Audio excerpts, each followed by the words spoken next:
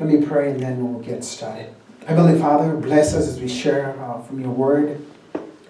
Speak through me in my feeble words and in my weakness. Father, as I stand here on your behalf, just use me, as weak as I am, to bless your people and to encourage your people to know you better and to walk with you. In Christ's precious name, amen. In 2002, Jim Collins and Jerry Porras wrote a book that kind of rocked the corporate world. The book was titled Built to Last. In this book, Collins and Porras laid out principles that make exceptional companies different from the mediocre kind of companies. Built to last. If you have time, look at Jim Collins' book and see what you can learn from it. On a similar note, in 2016, we witnessed one of the most interesting presidential elections we've had in decades. And in those elections, Donald Trump, a man who had no political background, won the national elections by taking down quite some big names in political dynasties. Who could have thought? Mr. Trump, a very savvy businessman, hit on several things that really spoke to the people that got him elected. He spoke about national finances. He talked about a stable economy and making NATO countries pay their fair share. He spoke extensively on the issue of immigration and how America needed to tighten its borders, especially in the southern part of the United States. And largely because of his success in the business world of finance, many believed that he could help our economy and improve the ailing healthcare system. He vowed to replace Obama healthcare, a system that did not sit well with a lot of people. Mr. Trump seems to have a better plan. Now, whether that plan or that agenda that he was working on has worked or not is yet to be seen. There were other several areas that he wanted to focus on as far as his campaign was concerned.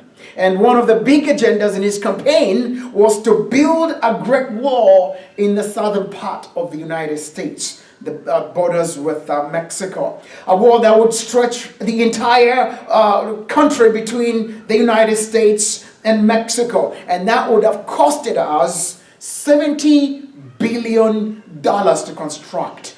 $70 billion and $150 million to maintain every year.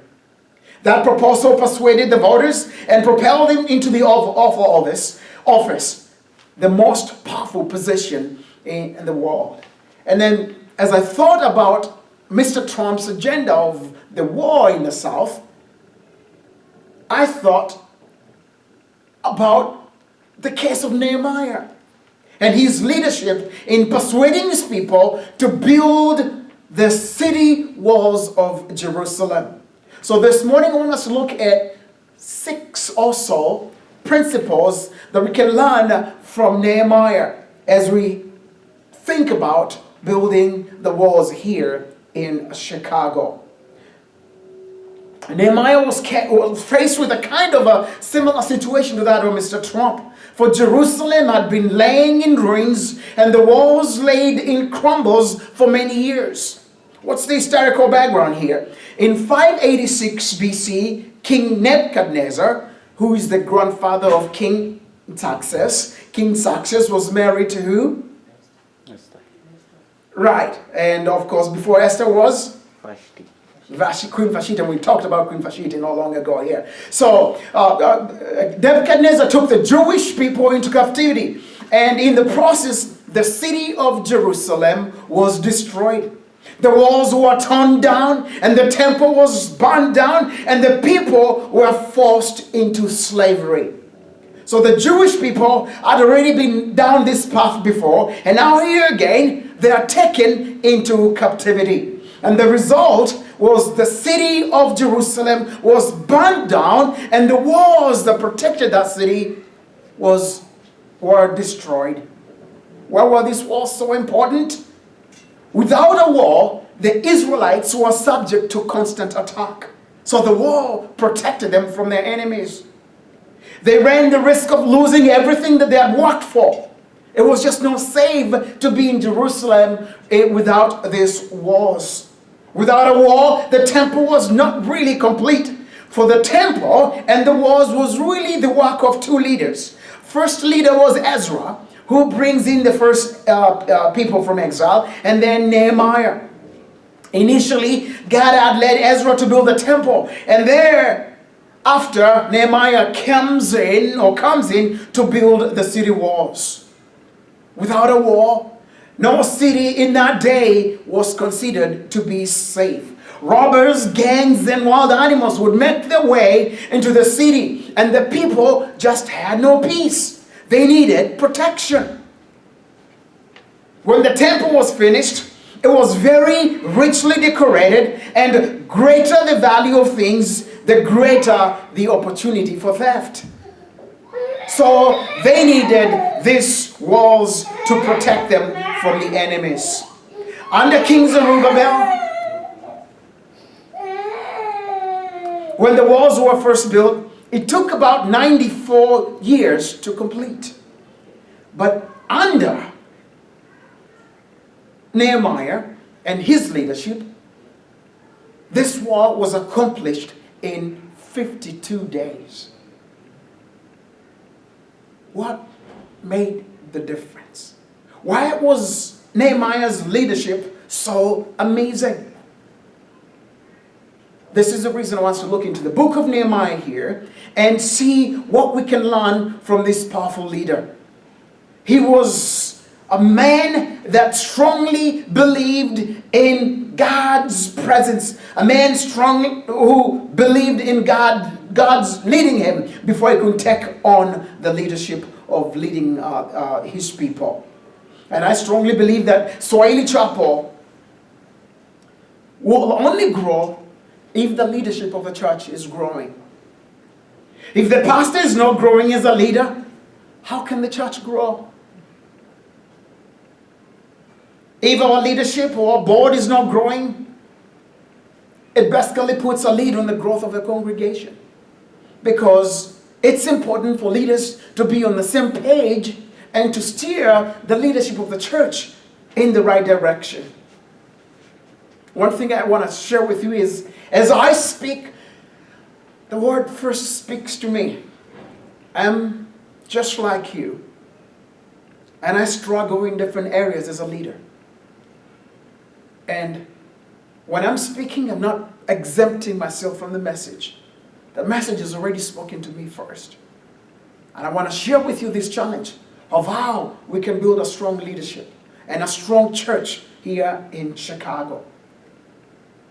In chapter 1, Nehemiah had been appointed at the office of the cupbearer. And the cupbearer had great responsibility because he was charged with the job of making sure the king was safe and no one could poison the drinks of the king. But we find Nehemiah burdened and concerned about his people for a good reason. He could have chosen to be quiet and to enjoy his position as the cupbearer and to enjoy the luxuries of the king. But we find him being burdened by his community. Many of us have made it in America. We make $80,000 to $150,000 a year or even more. And we have forgotten the needs of our people. We have forgotten that we have a community that needs our participation. We are content and comfortable in our positions. We do not care about the people, our brothers and sisters who are hurting. I've heard of brothers and sisters who in the Chicago area have been in prison. We know of some of us who are into the substance abuse. How deeply do we care about these people? Or do we just say, forget about them? It was not the case with Nehemiah. He was burdened by the troubles of his people. He was not selfish. He was not callous in his heart. He showed care and concern. If you look at verse 3 and verse 4, you are going to get this concept. Verse 3 says, they say to me, those who survived the exile and are back in the province are in great trouble and disgrace. The wall of Jerusalem is broken down, and its gates have been burned with fire. Verse 4, when I heard these things, I sat down and wept. For some days I mourned and fasted and prayed before the God of heaven. You see, my friends, my people, leadership begins with a burden and a calling. A burden and a calling. You simply don't just wake up one day and you suddenly become a leader. There must be a burden and a calling. Those are very essential for leadership to begin. There's a saying that usually says that, and I've had a lot of people from my continent say about this. They say, well, leaders are born. Is it true? Are leaders born? We often hear that. But make no mistake, no one is born made. Leadership is like character. It must be developed, and it takes time to develop leadership and character. No one becomes a leader, but those who must, not everyone becomes a leader, but those who do so must first of all start here at this passage. They start with a calling from above. Nehemiah did recognize or realize that God was preparing him to lead. And far away from home, he was comfortable and had a good paycheck coming in. But the Bible says that he sat down and wept and grieved about its people. He fasted for the vision to be crystal clear. We in Chicago, it's been hard to get the community together.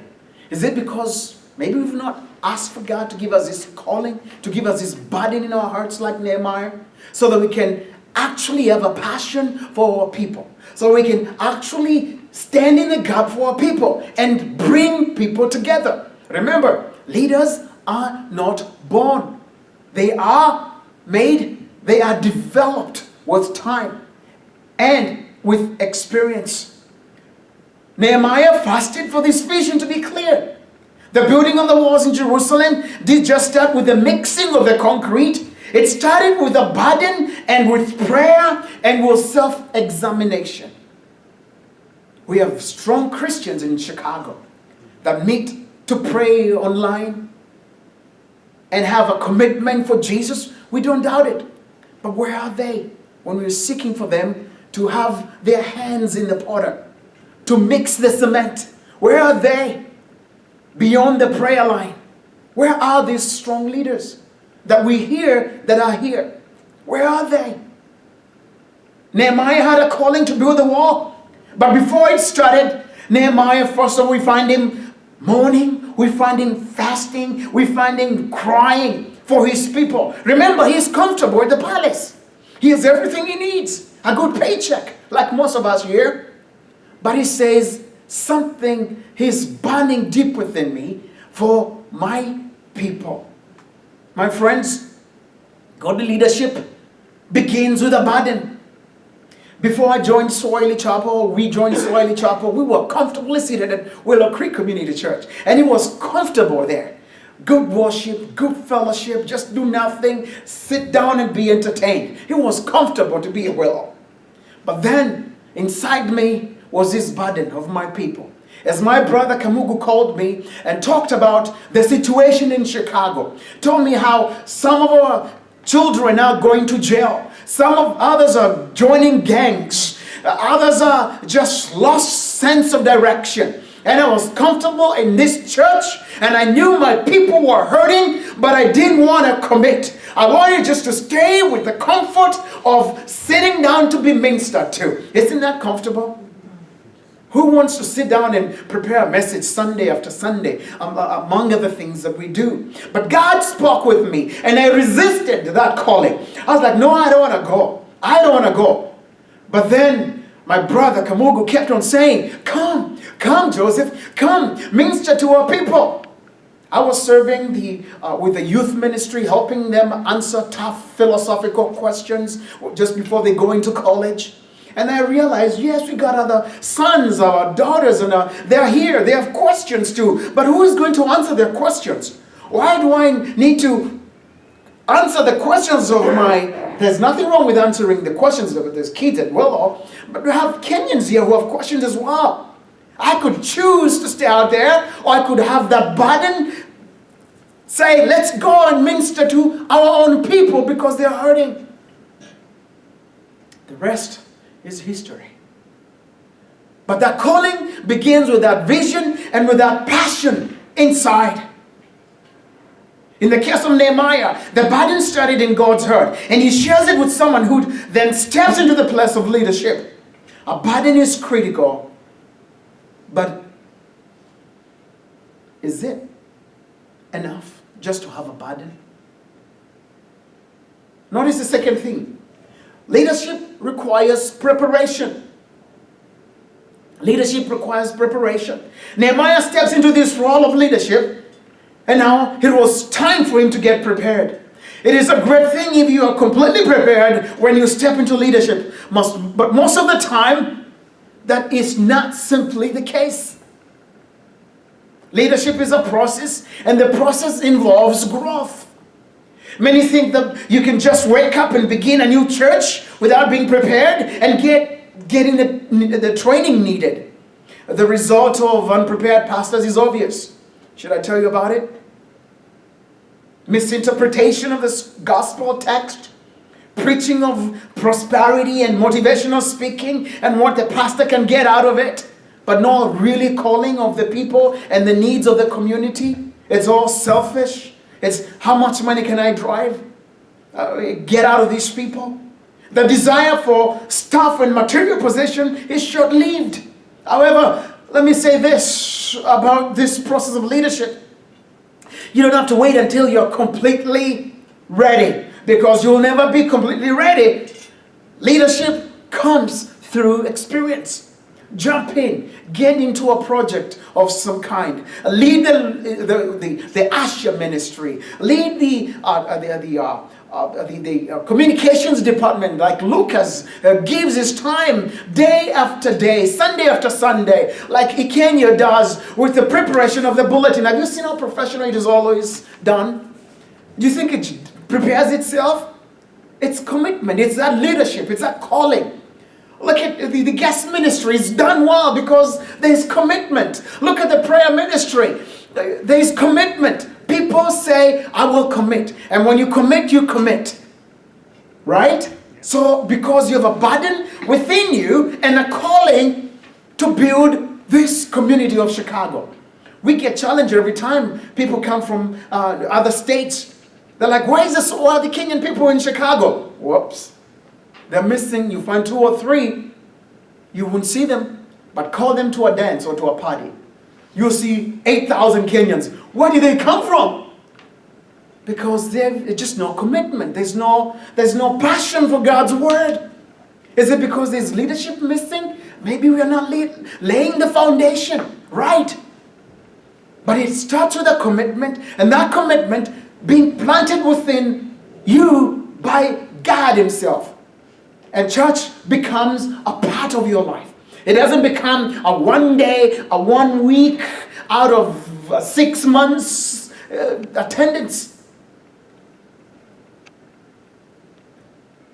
No one is perfect. God does not call the qualified. He qualifies the called. It begins there. I've made some big mistakes as a leader so far. But I can tell you I've learned from those situations. When I began Swahili Chapel about 2 years ago, you kind of think that you know it all. But then you realize people are very complicated. Leading people is one of the hardest responsibilities you can ever have. Because everyone has opinion, and you cannot ignore others' opinion. Even though you know what's the right thing to do, when it comes to leadership, you have to consult. You have to bring them on board. They have to be by their input so that you can go walk together. When I first started, I believed that I knew the way to do it. And I wanted to do it my way. But then I found a lot of stumbling blocks. I've learned a lot. Listen, be quiet. What are the people saying? So you can have their input and work together. There's no one person who is a leader. And no leader is perfect. Abraham, in the Bible, we find him being very impatient. Peter, temper. Jacob, a cheater. Paul, a murderer. David, adulterer. Elijah was really moody. Moses started in a bad temper. Lazarus, well, he was dead. But he rose from his death. The next thing we notice about Nehemiah is that he has this burden and this conviction, and then he confesses about his sin and the sins of his people. Confession is the next step. So it begins with a burden, a conviction, the calling, and then there is a confession. Okay? Burden, calling, confession. Confession is the next step. God does not call the qualified. He does not call the perfect people, for there is no place for perfect people at the cross. Look at verses 6 and 7. It says this: let your ear be attentive and your eyes open to the prayer your servant is praying before you today and night, praying before you day and night. For your servants, the people of Israel, I confess the sins we Israelites, including myself and my father's family, have committed against you. You see, he looks inward, outside, and upward. He confessing the sins of his people, his community, his family. We have acted very wickedly towards you. We have not obeyed the commands, decrees, and laws you gave your servants Moses. It is one thing to have a conviction, but it is one thing to be concerned. Both are good, but it's quite another thing to actually confess. Because when you confess, you are actually saying you're vulnerable. You're saying, I am not as strong as I think I am as a leader. I am not as good as I think that I am. Many times we fail to take this step as leaders. We fail to talk about our sin. I see 3 key ingredients here in this prayer. Number 1, it was intense. He prayed day and night, constantly. And then it was honest. Look at verse 6. And then it was immediate. We cannot hide our sin from God. Nehemiah begins to gain confidence and remembers the promise God had made to his people. In verse 8 and 10. Remember the instruction you gave your servant Moses, saying, if you are unfaithful, I will scatter you among the nations. But if you return to me and obey my commands, then even if your exiled people are at the farthest horizon, I will gather them from there and bring them to the place I have chosen as a dwelling for my people. They are your servants and your people, whom you redeemed by your great strength and your mighty hand. He is recalling the words of Moses about the danger of falling away from God and from grace. Here, he is saying that if Israel disobeyed, they would be sent away to the foreign land or to foreign land. And that had already happened. And the second part was that when the captivity was over, God would send them back to Israel. And that part still awaits to be fulfilled. And in this prayer, he's saying, the Lord, that the first part has happened. We disobeyed and we were in captivity and we are in captivity. But Lord, you made a promise to us that hasn't happened yet. And we believe you will make this happen. In verse, finally he says, there is a commitment. Do you see the progression here? The calling, the preparation, the confession, the confidence, and then the commitment. A commitment to getting involved. Are we going to get involved? Or are we just going to stand by the wayside as we watch others build the church? Tunasema wacha tuangalie kama hatafaulu. Wacha tuone kwanza. Wewe kwenda pole pole. Wrong approach. No commitment. Leo kanisa, 6 months later, no passion, kazi nusu nusu, too much pride, too much issues, side drama. No one is perfect. But we commit so that our community, so that your children's children can have a place in the future, can have the foundation of God's guidance. We are far away from home and we need community. We need one another. He could have said, Nehemiah could have said this, I know someone who is better than me. I know someone who's more perfect. He sits next to me at the temple. Dr. Theory may be perfect. Let's go for Dr. Theory instead of me, God. Tumayeye. Send Sister Andita. They're the ones who are more involved in the community. Why me, God? Use I instead. Watch mimi nikae home nione TV. I'll pick up another shift here and there. We'll talk to you. Leave me alone. But instead he says, here I am, Lord. Send me. Send me. Here I am, Lord. I'm going to get involved. The best measure of a leader is not that he or she is willing to stand out in the front. The best measure of a leader is that he's willing to come alongside and actually work. Martin Luther said, pray as if everything depends on God and work as if everything depends on you. Nehemiah had a mandate from God. He was a man who knew how to get along with God. And in chapter 1, we notice something about his character. That he fasted, he prayed, he wept. And then God told him what to do. What do we do as a church?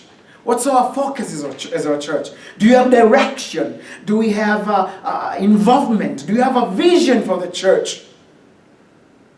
Are people just drawing their breath, drawing their salary, and having no plan for the future?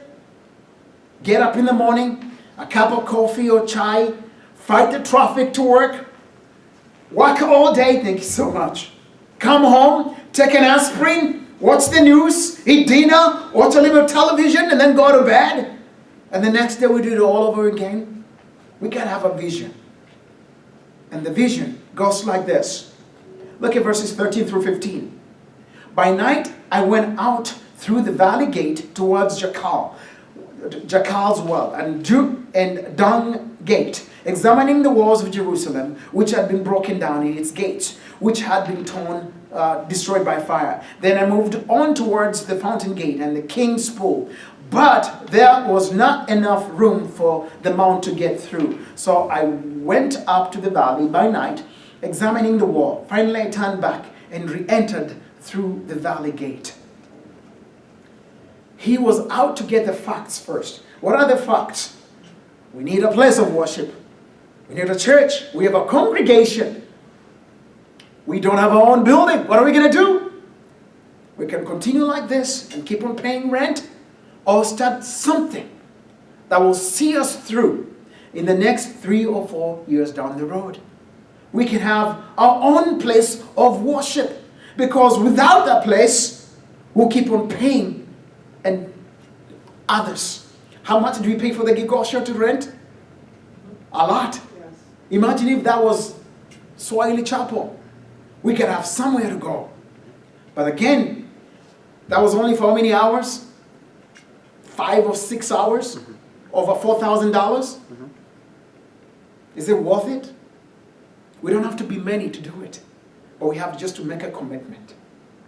And I prayed about this with my wife, and have you seen the geese fly? They always fly in formation. With one another, they encourage, they're able to draw into the strength of each geese. So that the geese that's leading, when it gets tired, it falls back and lets another one lead. In group, in unity. This morning, we have to arise and build. And it begins with you and me. It begins with you and me. Henry Ford, who was a mastermind at organizational leadership, said, coming together is a beginning. Keeping together is progress. Thinking together is unity. Working together is success. Working together is success. This morning, we may have struggles, challenges like Sanballat, the Honite, was there to cause struggle, but we went forward. We got to go forward and face those challenges. If this was a thermometer, excuse me for drawing. All right, and we can gauge how much we are. If we were to shoot for $20,000, okay, per year, and your pastor commits $2,000, besides my other offerings. Someone else comes and says, I'll give 1,000. Someone else gives 500. Before the end of the year, we'll have maybe 20,000. Next year, or maybe we don't even hit that 20,000. We just come up with 10,000. It's okay if we keep 20,000, but that's something instead of just nothing, right? And in about 3-4 years, we have a down payment for a building of our own. That's how leadership is born. But if you wait for more people to come, we'll never go nowhere. And they will come join us wherever we are. Nehemiah inspects the wall and calls his people and tells them, this is the strategy he says, assuming that this is a war. You have the Mativo family, you have the Joseph family, you have the Lucas family, you have the Jones family, you have the... He says, this is where you're located. Build your section of the wall. Joseph, build your section of the wall. Build your section of the wall. Each person, according to their abilities, build that wall. And Nehemiah used a strategy that was able to propel these people forward. And before long, in 52 days, the wall was completed. That's how we're going to build, slowly by making a commitment, wherever we can, as Lord provides, we give. I'm willing to make my first commitment to this down payment as the leader. I donate $2,000. We move forward. That's not much. God has given us strength, and we move forward.